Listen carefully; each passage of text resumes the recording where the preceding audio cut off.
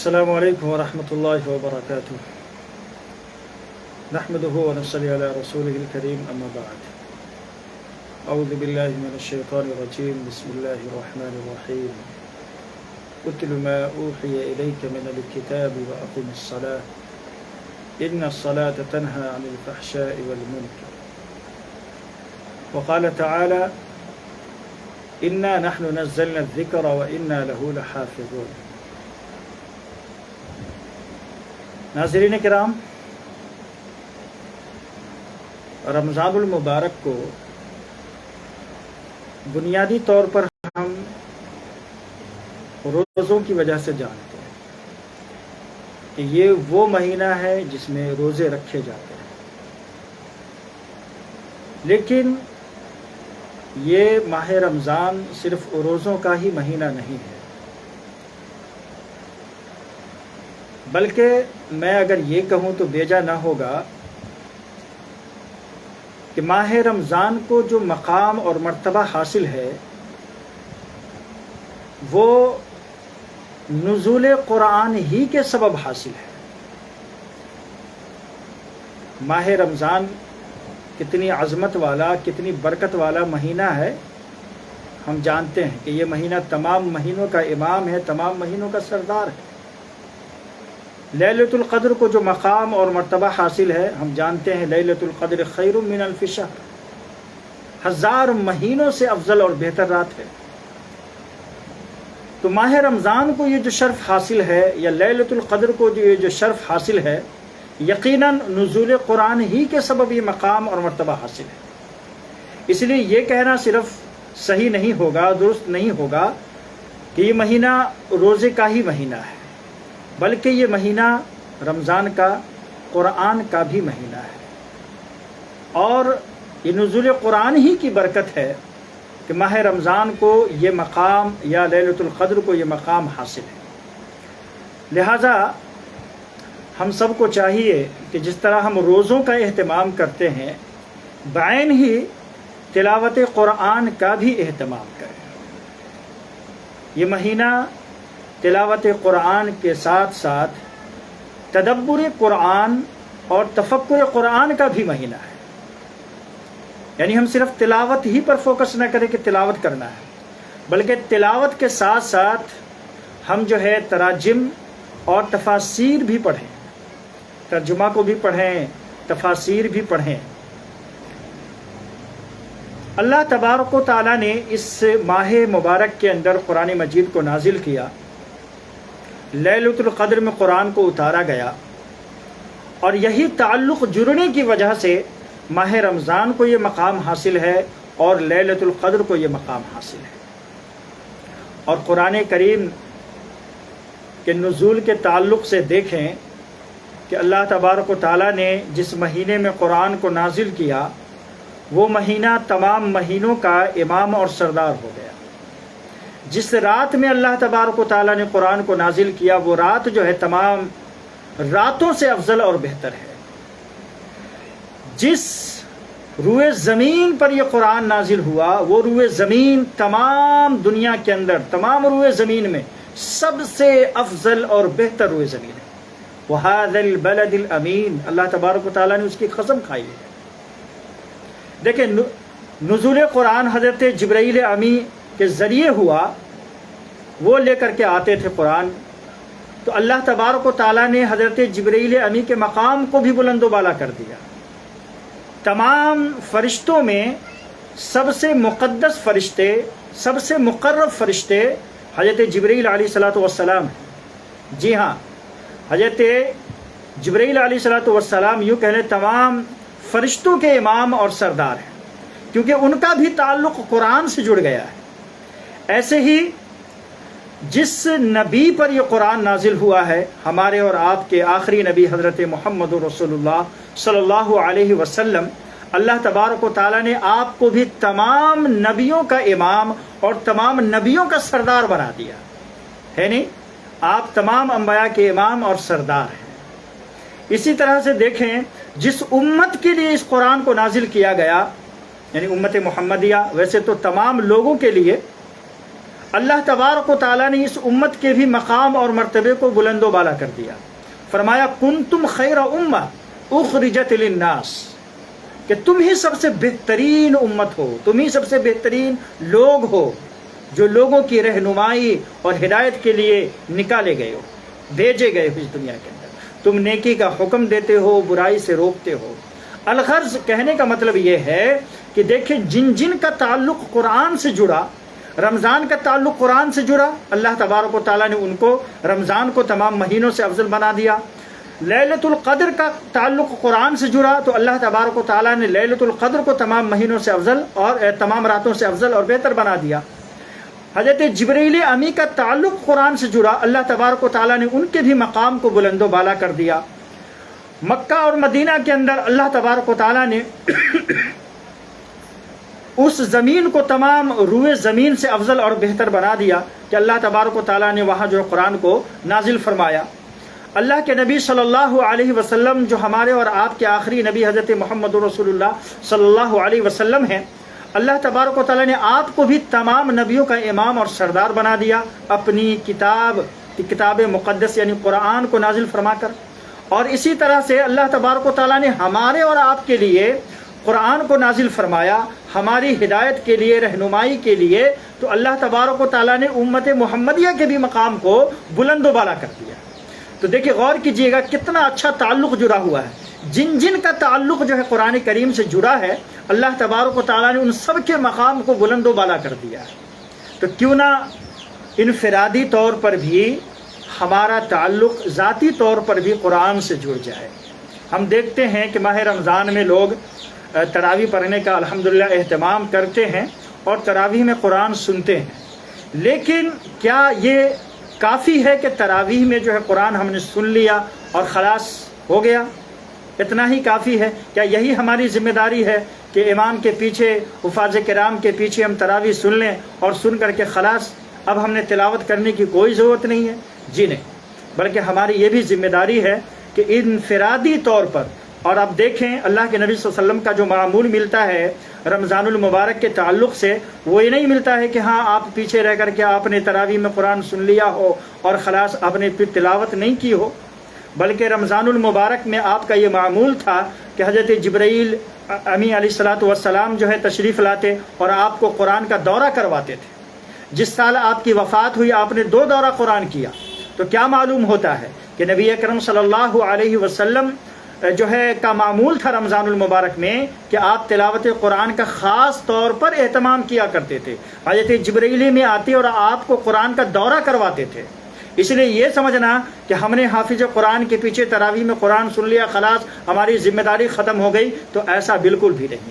اور کتنی فضیلت ہے، کتنا ثواب ہے تلاوت قرآن کا، ہے نہیں؟ اللہ کے نبی صلی اللہ علیہ وسلم نے کیا فرمایا کہ اگر کوئی بندہ الف لام میم صرف پڑھتا ہے، الف لام میم صرف کہتا ہے، تو اس کے لیے 30 نیکیاں ہیں. اس کے لیے کتنی نیکیاں ہیں؟ 30 نیکیاں ہیں. یعنی صرف کوئی الف لام میم پڑھ لے تو اس کے لیے 30 نیکیاں ہیں. اللہ کے نبی صلی اللہ علیہ وسلم فرماتے ہیں کہ میں یہ نہیں کہتا کہ الف لام میم ایک حرف ہے، کہ ولیکن الف حرف و لام حرف و میم حرف، بلکہ الف ایک حرف ہے، لام ایک حرف ہے، میم ایک حرف ہے. یعنی بندہ اگر کوئی صرف الف لام میم کہہ دے تو اس کے لیے 30 نیکیاں. اور رمضان میں خاص طور پر اگر کوئی اس کا اہتمام کر لے تو سوچے ان کے لیے جو ہے کتنے اجر و ثواب اور کتنی فضیلت ہے. لہذا خاص طور پر جو ہے رمضان المبارک میں تلاوت قرآن کا اہتمام ہونا ہی چاہیے. قرآن کریم تلاوت کے ساتھ ساتھ اس میں تدبر کا بھی ہمیں حکم دیا گیا ہے، تفکر کا بھی ہمیں حکم دیا گیا ہے. افلا یتدبرون القرآن، اللہ نے فرمایا کہ کیا تم قرآن میں تدبر نہیں کرتے؟ کیا تم قرآن میں تفکر نہیں کرتے؟ کیا تم قرآن میں غور و خوض نہیں کرتے؟ تو ہماری یہ ذمہ داری ہے کہ ہم جو ہے تلاوت کے ساتھ ساتھ ترجمہ کو بھی پڑھیں، تفسیر کو بھی پڑھیں اور اس میں غور و خوض بھی کریں. یعنی آج دیکھیں سائنسداں بڑے بڑے لوگ جو ہے، غیر لوگ جو ہے اس قرآن کو پڑھ کر کے، اس کے ترجمے کو پڑھ کر کے، اس کی تفسیر کو پڑھ کے نہ جانے کیا کیا چیزیں انہوں نے ایجاد کر لی، کتنی کامیابی حاصل کر لی. لیکن وہ قرآن جو ہمارے لیے نازل ہوا تھا، جس کو پڑھنا اور سمجھنا اور دوسروں کو سمجھانا ہماری ذمہ داری تھی، آج ہم مسلمان اس معاملے میں بہت پیچھے ہیں۔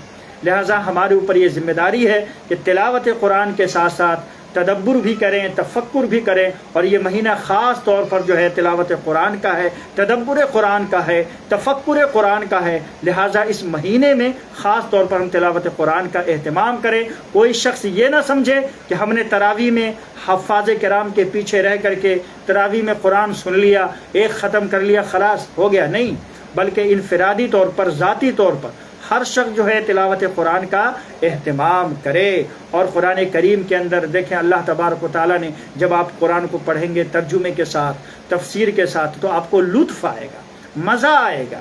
آپ کو پڑھنے کی جو حلاوت ہے، جو مٹھاس ہے، جو چاشنی ہے، جو لذت ہے قرآن کریم میں، وہ اس وقت ہی آپ کو میسر ہوگی جب آپ ترجمے کے ساتھ قرآن کو پڑھیں گے، تفسیر کے ساتھ قرآن کو پڑھیں گے، تب جا کر کے وہ لذت، اللہ تبارک و تعالیٰ کے کتنے انعامات، اللہ تبارک و تعالیٰ کی کتنی نعمتیں ہیں۔ اللہ تبارک و تعالیٰ نے کن کن جانوروں کا تذکرہ فرمایا ہے، آسمانوں کا تذکرہ فرمایا، زمینوں کا تذکرہ فرمایا، سورج چاند کا تذکرہ فرمایا ہے، اپنی بے شمار نعمتوں کا تذکرہ فرمایا ہے، انبیاء علیہم الصلاۃ والسلام کے قصے ذکر فرمائے ہیں، گزشتہ اقوام اور قوموں کی اور امتوں کے احوال اللہ تبارک و تعالیٰ نے بیان فرمائے ہیں۔ یعنی بے شمار چیزیں آپ کو پڑھنے اور اس میں دیکھنے کو ملیں گی۔ جب قرآن کو آپ ترجمے کے ساتھ پڑھیں گے اور اس کی تفسیر کو پڑھیں گے، تب جا کر کے آپ کو سمجھ میں آئے گا کہ واقعی قرآن کے اندر اللہ تبارک و تعالیٰ نے کوئی ایک ایسی بات نہیں چھوڑی جس کا تعلق ہماری زندگی سے نہ ہو۔ اس لیے کہتے ہیں کہ مکمل قرآن جو ہے، اسلام جو ہے، یہ مکمل ضابطۂ حیات ہے، مکمل ضابطۂ حیات ہے۔ آج جو ہے سائنس بہت ترقی کر گئی، اسی قرآن پر ریسرچ کر کر کے، تحقیق کر کر کے لوگوں نے بہت سی کامیابی اور بہت ساری چیزیں حاصل کر لی۔ قرآن کریم میں اللہ تبارک و تعالیٰ نے ایسی بہت ساری چیزوں کا جس کا تعلق سائنس سے ہے، جس کا تعلق سائنس سے ہے، ایسی بہت ساری چیزوں کا اللہ تبارک و تعالیٰ نے ذکر جو ہے فرمایا ہے۔ جب آپ غور کریں گے، تدبر کریں گے، تفکر کریں گے، تب آپ کو سمجھ آئے گا۔ مثال کے طور پر میں ایک دو مثالیں دیتا ہوں۔ دیکھیں جیسے زمین کے متعلق یہ جو سائنس ہے پہلے کیا کہتی تھی، علامہ جلال الدین قاسمی حفظہ اللہ یہ بڑا اچھا نقطہ بیان کیا ہے اس تعلق سے، کہ سائنس کہتی تھی پہلے کہ یہ جو زمین ہے یہ چوکور ہے نہیں؟ اب دیکھیں سائنس کا جو نظریہ ہے یہ بدلتا رہتا ہے۔ سائنس کے لوگوں کی اپنی تحقیقات ہوتی ہے نا، تو وہ بدلتی رہتی ہے، ان کے اپنے نظریات ہوتے ہیں، وہ بدلتے رہتے ہیں۔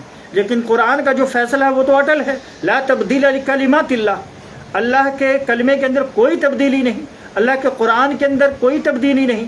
تو جو قرآن نے 1400 سال پہلے کہہ دیا ہے وہ حق ہے، اور وہی حق ہے، چاہے ہم کو سمجھ آئے نہ آئے، آج سمجھ آئے، کل سمجھ آئے، پرسوں سمجھ میں آئے، 2 سال 4 سال بعد سمجھ میں آئے گا، لیکن لوگوں کو سمجھ آئے گا، اور وہی حق ہے۔ اور وہیں جا کر کے لوگ کہیں گے کہ واقعی جو ہے قرآن نے جو نقطہ بیان کیا تھا، جو چیزیں بیان کی تھی، حقیقت معنوں میں وہی ہے، وہی اصل ہے، وہی حق ہے۔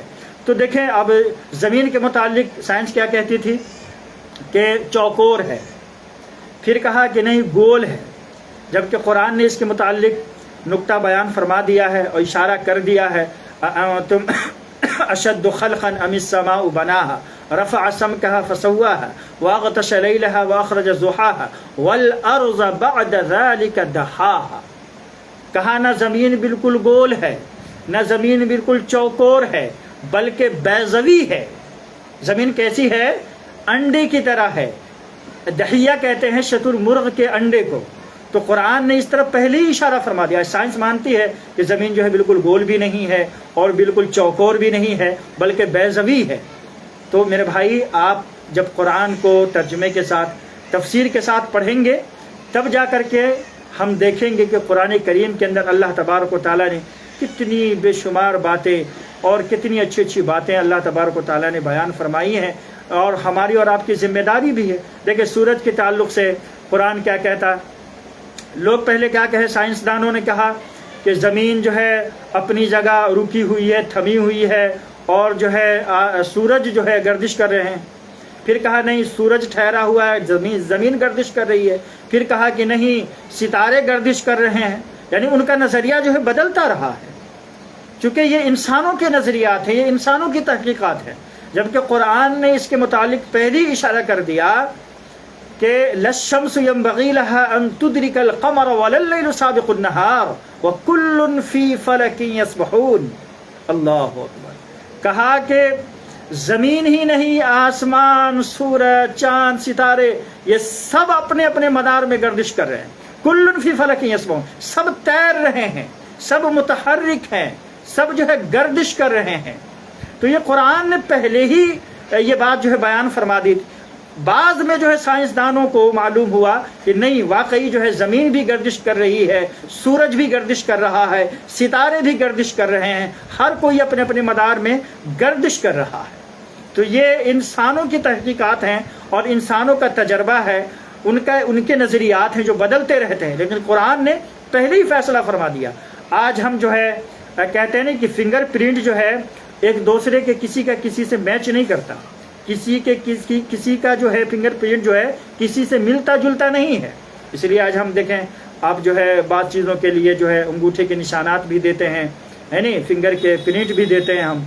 اس تعلق سے قرآن نے بڑی اچھی بات کہی ہے، بلا قادرین علی ان نسوی بنانا، بلکہ ہم اس بات پر قادر ہیں کہ لوگوں کو ان کے پور پور تک سے جو ہے پہچان لیں گے، ہے نہیں۔